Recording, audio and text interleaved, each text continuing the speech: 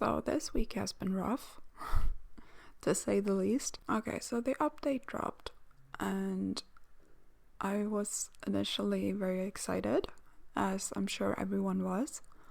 And yeah, things went sideways. Of course, I'm talking about the game itself, but I'm also talking about this sort of new element in the community of negativity, which hasn't really been a thing up until now, and that's been a blessing that I'm sure a lot of us took for granted. We kind of forgot, I think, that we're still on the internet, and the internet can be very toxic. I'm not talking about negativity in the form of, like, voicing actual legitimate complaints, making little memes about stuff that's broken, and just like sort of commiserating together. I'm talking about negativity just within the community, accusing creators of not speaking out because of sponsorships, or demanding that people make statements that maybe they're not entirely comfortable with, and sort of forcing people to take a stand for your cause, which is not new as a concept, but it's new here. So how to deal with this, but also keeping your individual sanity intact? Well, okay, so step 1, reach out to the proper channels.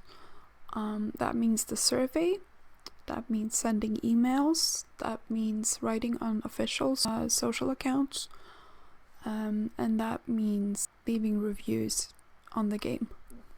Step 2, avoid infighting.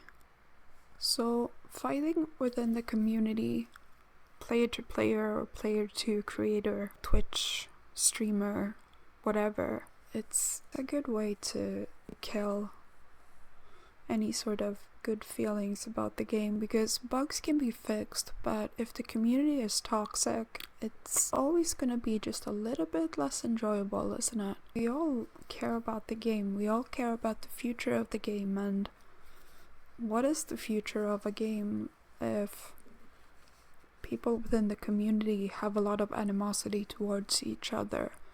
If you want this game to last long term, which I do, we really do need to focus on putting criticism where it belongs and not criticizing each other.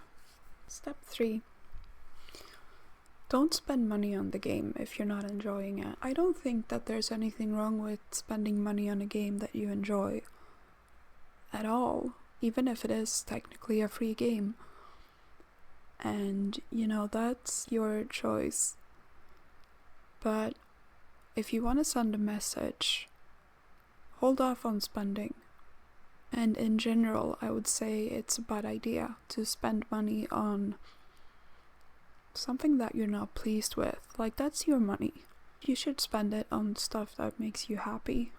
I haven't spent a lot on this game, and that might be why I'm not so very angry right now, because if I had spent more money on the game, I would probably be pissed, as I'm sure a lot of you are, and that's legitimate.